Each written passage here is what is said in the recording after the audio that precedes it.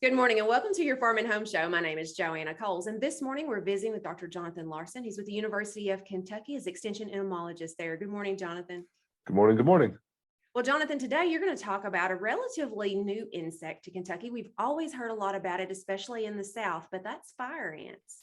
Yeah, we've been getting more questions about fire ants over the last couple of years.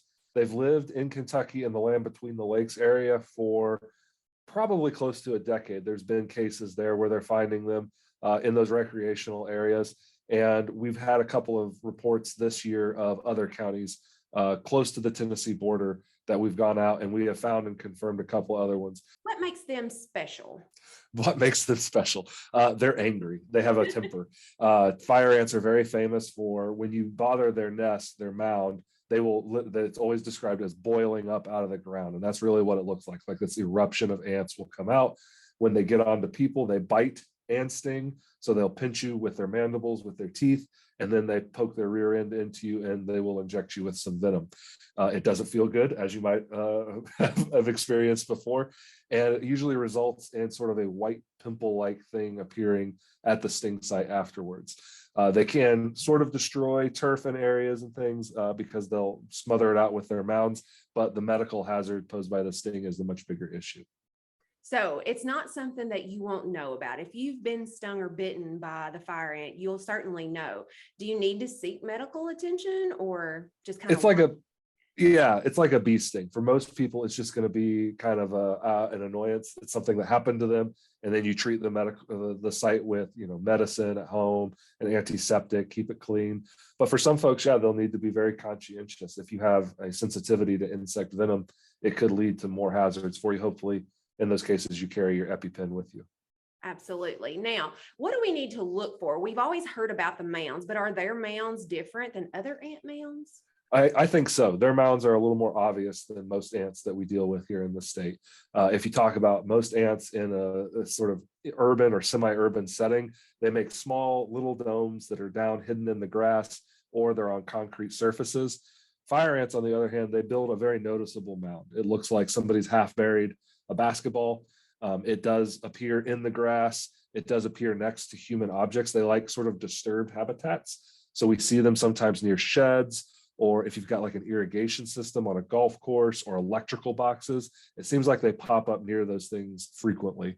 And then we mow over them or we're weed whacking next to them and they get very cross with us. And then they come out and do the stinging bit.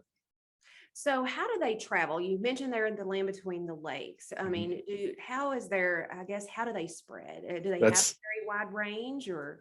That's a great question. And it's one thing that we think happened out west with the fire ants in the land between the lakes area is they perform this weird action that they do where they float.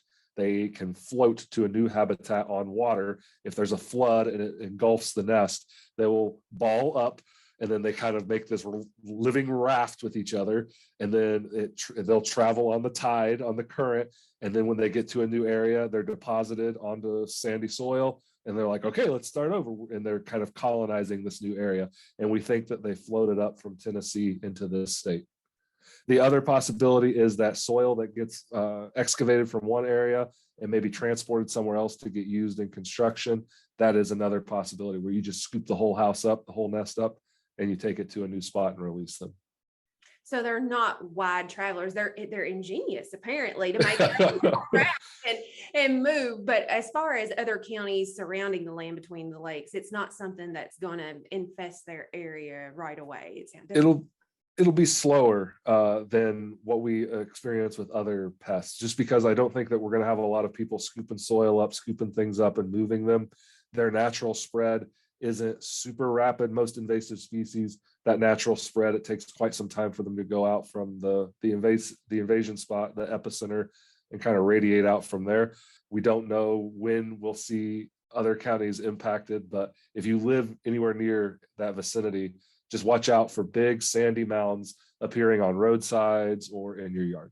Absolutely. Or if you're going to LBL to enjoy, trail rides or something like that, be mindful that they are there. Jonathan, certainly appreciate the information that you've given us today. And if you have any questions, you can always contact your local extension office. Thanks for watching and have a great day.